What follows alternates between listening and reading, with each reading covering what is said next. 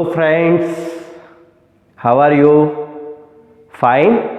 Okay. Let's start today's topic. Today's topic is classification of elements in S, P, D and F blocks. Friends, हम आज हमारे पास periodic table में जितने भी elements हैं उनका classification S P D F blocks में कैसे होता है उसको स्टडी करेंगे। चलिए स्टार्ट करते हैं। This classification is based on in which orbital last electron filled, मतलब कौन सी ऑर्बिटल में लास्ट में इलेक्ट्रॉन फील होता है, एंटर होता है, उसके मुताबिक हम उसको एस या पी या डी या एफ ब्लॉक में क्लासिफाई करते हैं। इस तरह से देखेंगे तो हमने पीरियोडिक टेबल को 4 ब्लॉक्स में क्लासिफाई किया है। S block elements, P block elements, D block elements and F block elements. जैसे कि हम अगर पीरियोडिक टेबल को देखेंगे, आप भी अपनी बुक में देख सकते हैं पीरियोडिक टेबल को, तो this two group eight left side, group number 1 and 2 elements are called S block elements, friends. Okay, S block elements. At the right side, group number 13 to group number 18 elements are known as P block elements. Okay, then in the middle, from group number 3 to group number 12, elements known as D block elements. Okay, and these two series at the bottom of the periodic table is known F block elements. Okay friends, अभी हम एक दो example लेके भी देखते हैं कि कैसे इनको क्लासिफाई किया जाता है। चलिए अब हम थोड़े एलिमेंट्स को चेक करते हैं।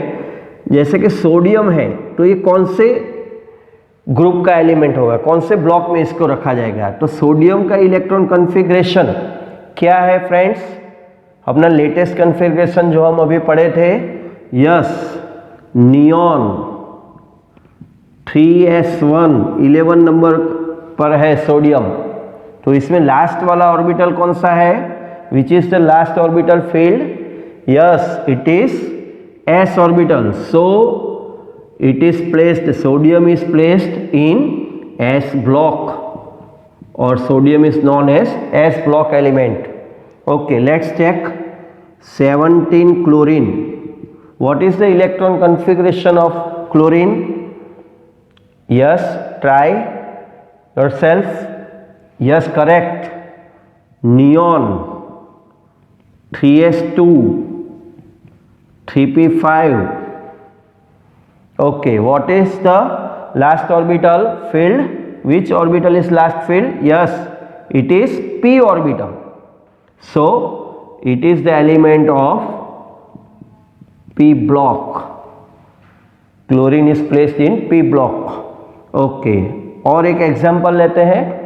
जैसे कि हम अभी लेते हैं Fe आयन, जो अपना होता है 26 नंबर का एलिमेंट है, उसका इलेक्ट्रॉन कॉन्फ़िगरेशन देखेंगे तो आर्गोन में 18 हो जाता है, बाद में 4s2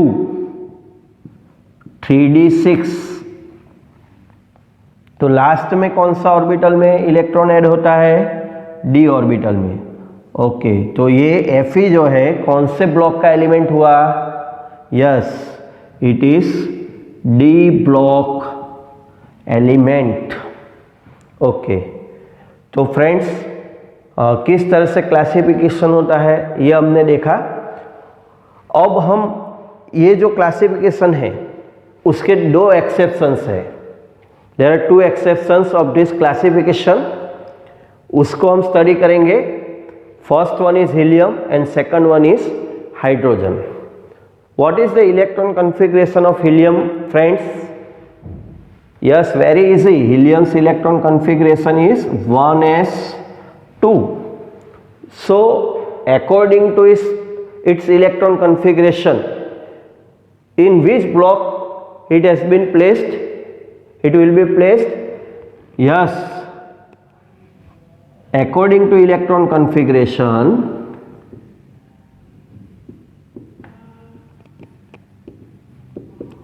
it will be placed in S block. But friends, according to its chemical properties,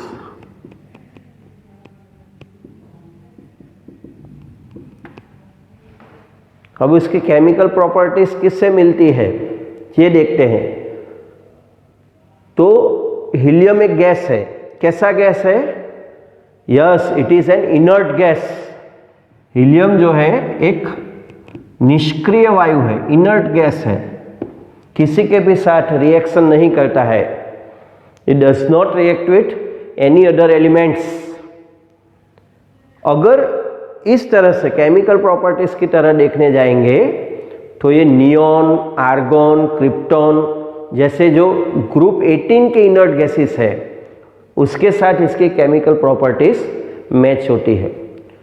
तो हमने आगे भी देखा पीरियोडिक टेबल में, जब हमने फर्स्ट टाइम इसका देखा था कि मेंडेलीफ ने क्या बोला था। मेंडेलीफ ने कहा था केमिकल प्रॉपर्टीज या similarities of chemical properties is more important than atomic number और एटॉमिक वेट। उस टाइम पे एटॉमिक वेट था।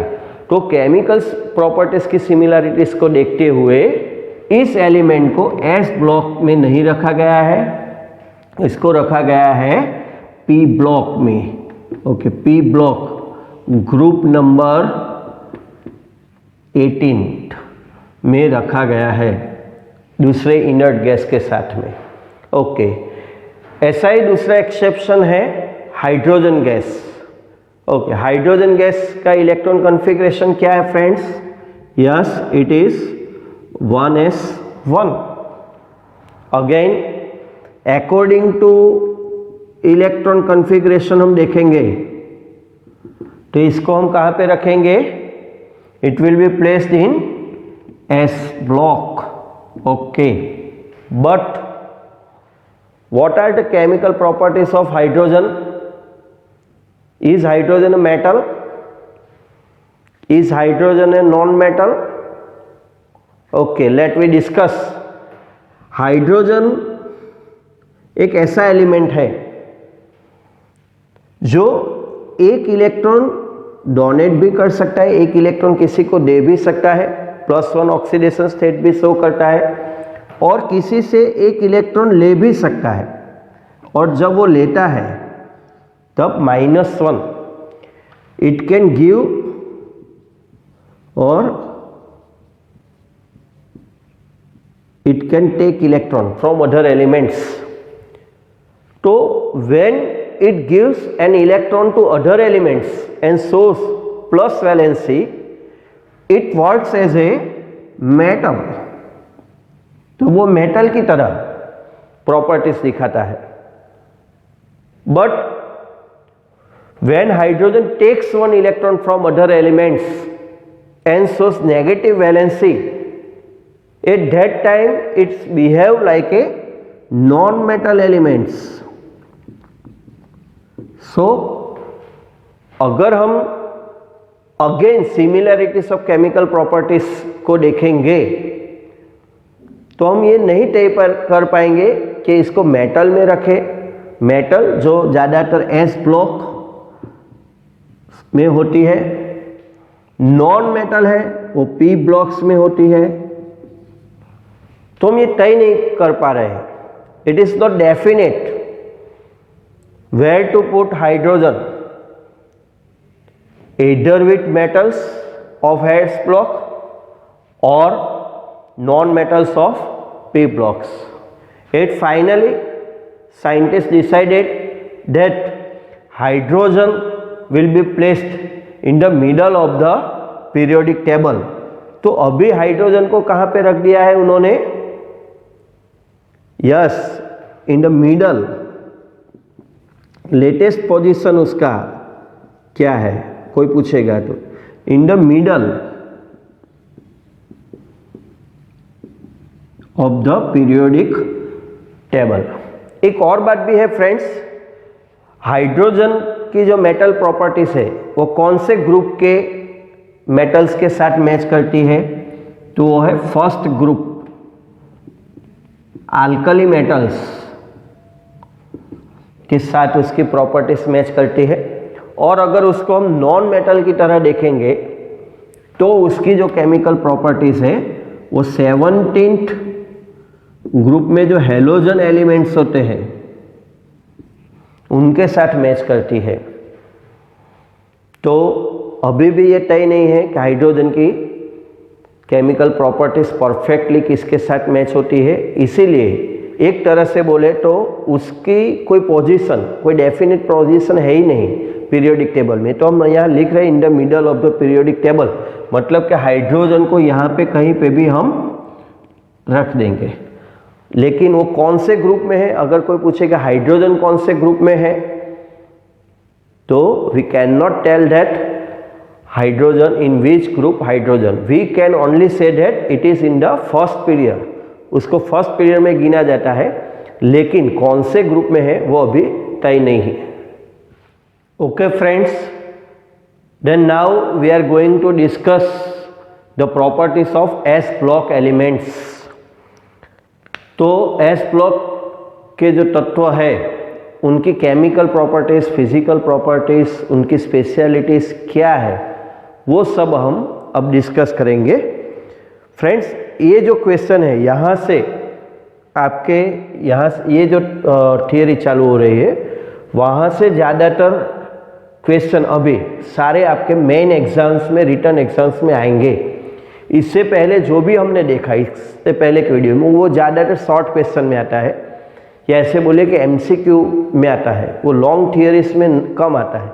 लेकिन यहाँ से जितने भी क्वेश्चन शुरू होंगे, जितने भी टॉपिक शुरू होंगे, वो ज़्यादातर 3 और 4 मार्क्स के टॉपिक में भी आएंगे, जैसे कि right on short note on S block elements. ऐसा आपको 3 मार्क्स में भी आ सकता है, 4 मार्क्स में भी आ सकता है।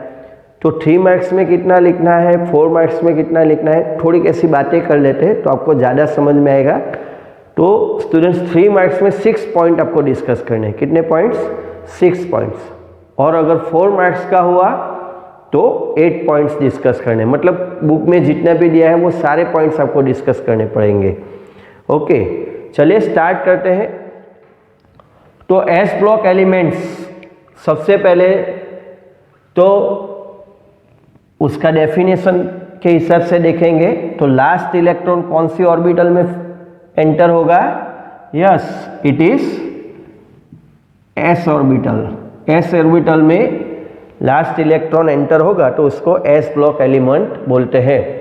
Okay, group number, which groups elements are placed in S block elements? तो ग्रुप नंबर 1, फ्रेंड्स मैं शॉर्ट में GP लिखूंगा, group number 1 and 2। Group 1 and 2 elements are known as S block elements. Group 1 elements are also known as alkali metals, alkali metals, where group 2 elements are known as alkaline earth metals. Okay friends, these two name you have to remember at this time। जब हम आगे दूसरे chapter की study करेंगे तो अब detail में देखेंगे कि नाम क्यों दिए गए हैं, लेकिन अभी ये जो चैप्टर है उसमें हमको किसी भी थियोरी में इतना डीप में नहीं जाना है, हमको थोड़ा थोड़ा पीरियोडिक टेबल को समझना है। इसको हम ऐसे बोल सकते हैं कि हमको किसी भी चीज़ में जब यह हम पढ़ेंगे तो ये पूरा एक चैप्टर है, एस ब्लॉक एलिमेंट्स, ऐसा हमारा 11th में एक पूरा चैप्टर है। तो इतने में हम पूरा चैप्टर डिस्कस नहीं करेंगे, सिर्फ उसकी जो स्पेशल प्रॉपर्टीज है उसको हम डिस्कस करेंगे। तो ग्रुप 1 के मेटल्स को हम अल्कली मेटल्स बोलते हैं, ग्रुप 2 के मेटल्स को हम अल्कलाइन अर्थ मेटल्स बोलते हैं। वैलेंस शेल इलेक्ट्रॉन कन्फिग्रेशन क्या होगा इसका? यस, फर्स्ट और सेकंड ग्रुप है तो इसका वैलेंस शेल इलेक्ट्रॉन कन्फिग्रेशन है NS1, फर्स्ट ग्रुप में NS1 और सेकंड ग्रुप में देखेंगे आपको तो क्या मिलेगा, NS2। फर्स्ट ग्रुप के एलिमेंट्स है उनके लिए NS1 और सेकंड ग्रुप के जो एलिमेंट्स है उनके लिए इलेक्ट्रॉनिक कॉन्फ़िगरेशन वैलेंस शेल का होगा NS2। Okay, ionisation enthalpy. तो स्टूडेंट्स शायद ये आपके लिए पहली बार ऐसा वर्ड होगा, आयोनाइजेशन एंथैल्पी नया वर्ड होगा। तो सबसे पहले हम आयोनाइजेशन एंथैल्पी क्या होते हैं वो देखते हैं। It is the energy required to loss the electron from valence shell. Valence shell में से अगर हमको इलेक्ट्रॉन को निकालना है तो हमको जो एनर्जी देनी पड़ेगी उसको हम कहेंगे आयोनाइजेशन एंथैल्पी। ओके, तो आयोनाइजेशन एंथैल्पी एस ब्लॉक के एलिमेंट्स की कैसी है, तो इट इज वेरी लो।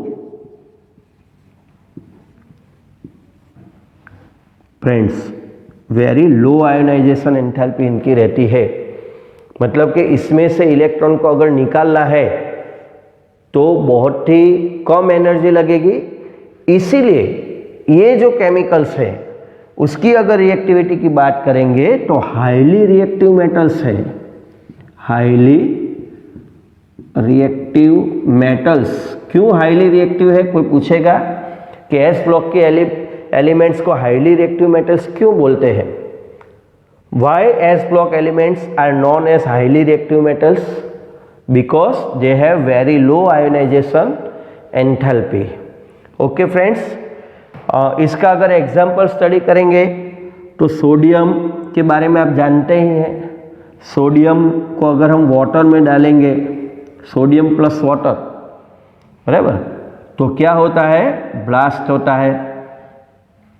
ऐसे समीकरण से देखेंगे तो NaOH और H2 बनता है, लेकिन ये इतना फास्ट रिएक्शन होता है कि एक फ्रैक्शन ऑफ सेकंड में ये कंप्लीट हो जाता है। इसको बोलते हैं हाईली रिएक्टिव मेटल्स। ओके, अभी हम बॉन्डिंग के बारे में देखेंगे कि एस ब्लॉक के एलिमेंट्स कौन से टाइप की बॉन्डिंग रखते हैं। तो ये जो एलिमेंट्स हैं वो आयोनिक बॉन्डिंग के लिए जाने जाते हैं फ्रेंड्स। मतलब हमने यहाँ पे देखा कि उनका आयोनाइजेशन एंथैल्पी बहुत ही लो है, बहुत ही कम है, इसीलिए वो आसानी से किसी को भी इलेक्ट्रॉन देकर पॉजिटिव आयंस को फॉर्म कर सकते हैं। तो पॉजिटिव आयन फॉर्म करके वो ज़्यादातर कौन सी बॉन्डिंग रखते हैं, आयनिक बॉन्डिंग बनाते हैं। फॉर एग्जाम्पल NaCl, KCl, ये सब आयनिक है। इसका एक्सेप्शंस है, इस ग्रुप में जो लिथियम, फर्स्ट ग्रुप में लिथियम एंड सेकंड ग्रुप में जो बेरिलियम है, एक्सेप्शंस, लिथियम और बेरिलियम ये जो है वो कोवैलेंट बॉन्डिंग के लिए जाने जाते हैं। मतलब उनके सारे जितने भी कंपाउंड्स है लिथियम और बेरिलियम के, उसमें कोवैलेंट बॉन्डिंग रहता है। और अदर मेटल्स इनके अलावा except lithium and beryllium, other metals are forms ionic bonding and thus they have ionic compound. Okay friends, तो NCERT में यहाँ तक दिया गया है। अब हम उसका थोड़े एक्स्ट्रा पॉइंट GNET की कॉम्पिटिटिव एग्जाम की तैयारी के लिए थोड़ा हम उसको ज़्यादा डिस्कस करेंगे, थोड़े ज़्यादा प्रॉपर्टीज़ को हम डिस्कस करेंगे।